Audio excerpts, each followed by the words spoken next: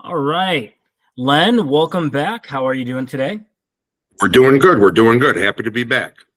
Well, good. I'm just gonna say I'm a little underdressed, but it's very intentional. So after a Super Bowl, after the Super Bowl, which is a good Super Bowl, especially if you're a Chiefs fan, baseball season kind of starts with catchers and pitchers. And as you know, I'm a Cubs fan. I know you're a Sox fan, so that's why I kind of wear this hat where it's a Cubs hat, but it's black and white. So it's kind of I appreciate that. it's kind of paying tribute to you as well. So just wanted to call that out. And for anyone who's a baseball fan, looking forward to hearing any comments about why the Cubs are the greatest team and why the Sox are, they're okay. They have their moments. Just kidding. We at the ARG team, we like all Chicago sports teams. We celebrate them all. Right.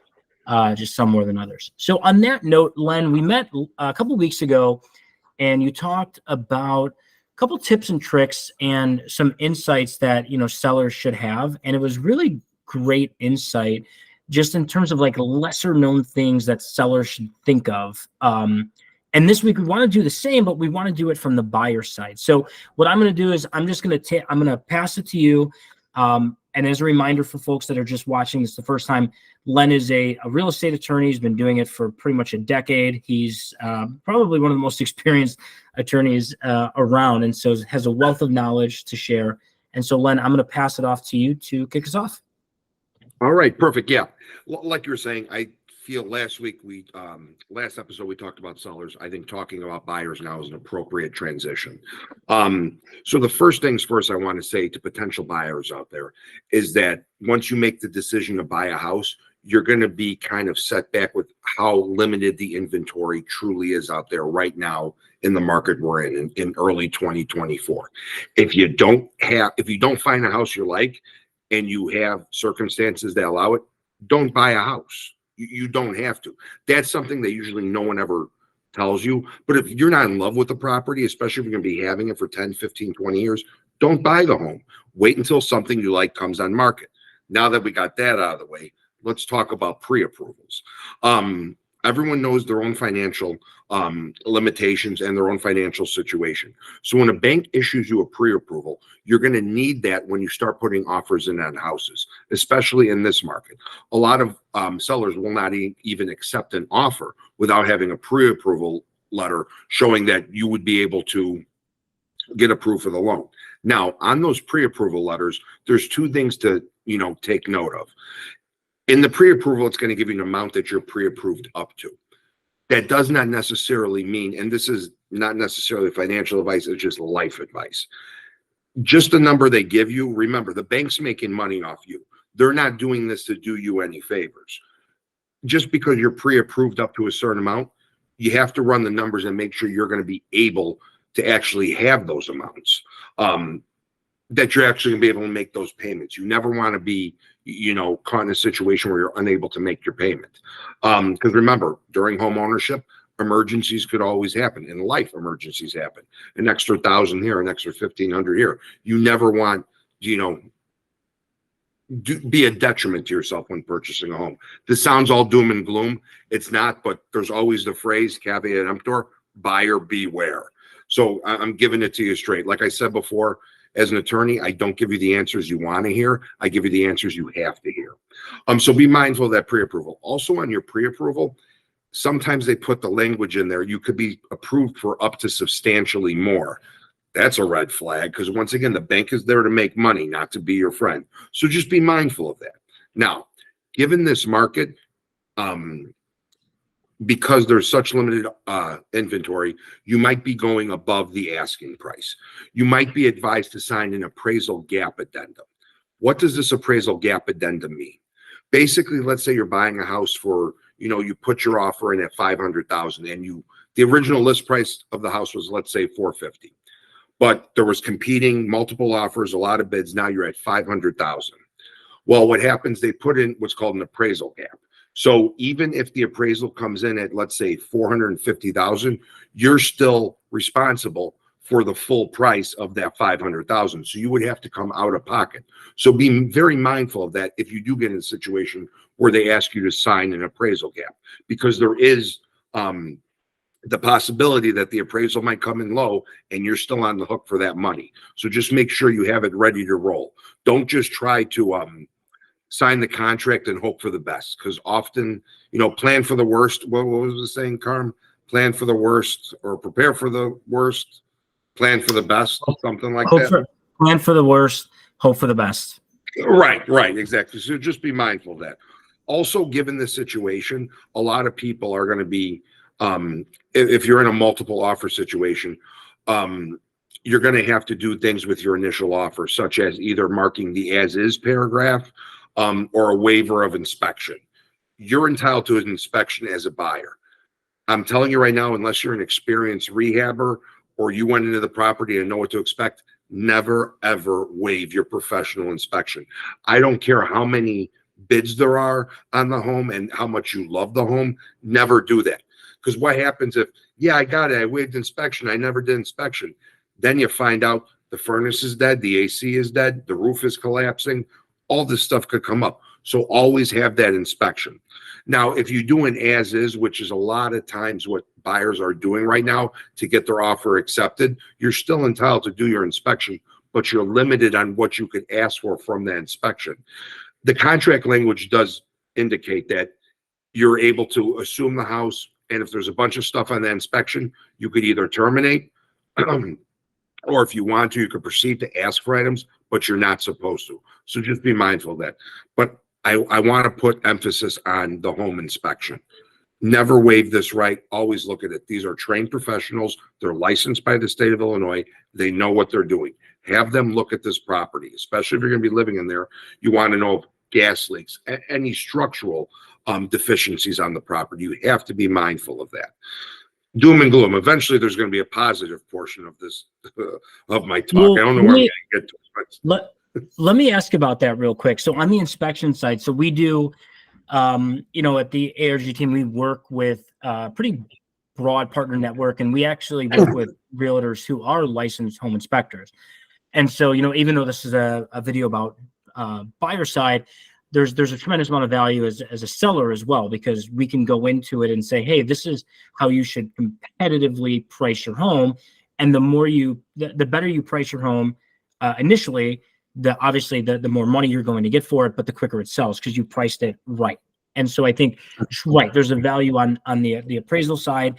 And I think on the inspection side, we also work with folks that are licensed inspectors as well. And so I think one question I have for you, though, is like connecting those dots on the appraisal, connecting those dots on the inspection side. What tips do you have for looking for inspectors? And the reason I bring it up is because I've been watching, YouTube has been serving me a lot of these videos about these like home inspectors in Florida or wherever that talk about like, hey, look at the subpar job this home inspector did. Because I think, and what I'm getting at is a lot of the home inspection is kind of like bare bones. There's a lot of things they're not required to do. So do you have any tips when you are looking for a home inspector? Get a home inspector that is, maybe get one that has this type of certification, or maybe it for a larger purchase house might be worth getting 2 home inspections. I don't know. Is there anything that you've seen work really well and maybe some watchouts there? Yeah. So when you're dealing with it, and it's amazing, I've been in situations where I've been the attorney on a property and we've sold it 2, 3, 4 times, meaning we've gone through numerous contracts, and each inspection, they catch a lot of the same things, but then you'll see that there's differences on what some inspectors catch, what some do. Some don't catch. It's not a foolproof thing, but I will tell you, when you're doing your home inspection, if someone's telling you they could do it for $300, you're probably going to get what you paid for. Be mindful of that. Also, the inspector is not certified to talk on certain things. A lot of times in the report, he'll do an analysis on certain things and say, cite you off to another inspector. Like, let's say he finds a foundation crack but doesn't want to make a comment on that. You might then also need to hire a structural engineer to come out and examine those foundation cracks, see if there's a larger issue. I wouldn't encourage you to go out there and do 2 home inspections unless you're able to time it properly. You want to get one in there on one day and one in there right after. Most of the times they're going to catch the variety of things, but also looking at Google reviews, seeing what's out there, you're going to see who rises to the top. You really Yeah, will. I think the key is like with the home inspection, and again, right, like from a legal perspective, don't waive it. From the perspective of a realtor, don't waive it. Right, this is one of the most, if not the most, significant investments you will make as an individual, as a family. And you're right. It's worth. This is one of those times where you get what you pay for. Could not be more appropriate. And Right. but I also think, what's interesting about what you say is that you need to be your own best advocate as well. You need to really dig in there and don't just look at, oh, they have 4.4 stars and they have 4.5. Spend an hour, spend 2 hours, read the reviews, go on their site, learn about the people. How long have they been in the industry? And there's so many different rating sites. You have Google reviews, you have Yelp, you have Facebook has reviews, you have Guild Quality has reviews, Angie's List has reviews. So I think it's important to, what I'm hearing from you, it's don't ever under any circumstance waive an inspection. No, unless you're a qualified rehabber or something, you know what you're looking for. Never do that. Yeah. And I don't care what anyone else tells you. If they tell you have to waive the inspection to get your offer accepted, probably not the house for you. yeah, no, that's a good call, because even when, back, not going to date myself here, but when I was studying for the real estate exam, that came up quite a bit in the class, right? Quite a bit, stressing that, like, Right. under pretty much no circumstance ever waive the inspection. Well, let me ask you this then. So it sounds like, we talked about some things on the finance side and pre-approvals. We talked about obviously what happens when you put in an offer and, you want an inspection. What then happens after that, right? Like okay, so let's say they accept the offer. The offer's accepted. Yeah, the offer's accepted. You conduct your inspection. After you conduct your inspection, make sure to review that inspection report. Then you're going to send that to your attorney, and you're going to give him the list of items that you want the buyer to repair or to replace or to give a credit for. And that'll be incorporated in the attorney review letter. And of course, the seller at their discretion can either decline the repairs. That's where negotiation once again happens. You've got a couple different negotiating points during the real estate transaction process. Obviously, when you're first putting in your offer, and then during attorney review, because that's after that's your due diligence period, where you're able to kind of wind back, discover more.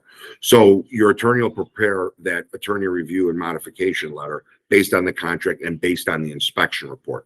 So if you see something there like the HVAC or the furnace is short cycling or something like that, that's something you want to get repaired. If there's double taps and circuit breakers, you want to look those, because those could be safety hazards.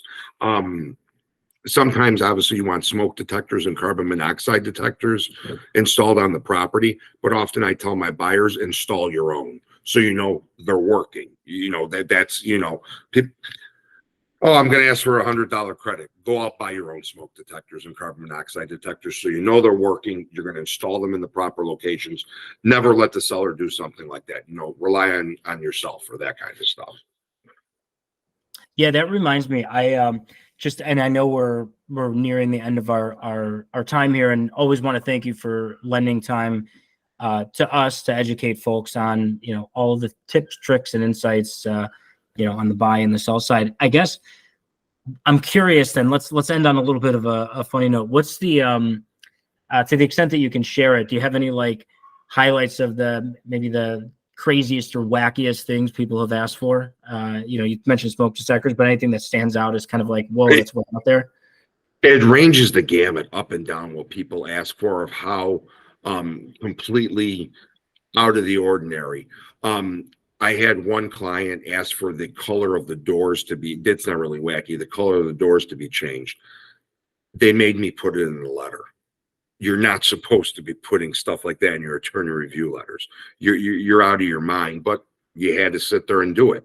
As the attorney, you have to do it with the client, even though I was telling the client, please don't do this. That has nothing to do with the color of the door has nothing to do with the structural integrity of the home. That makes no sense. I've also seen people request that pools get removed.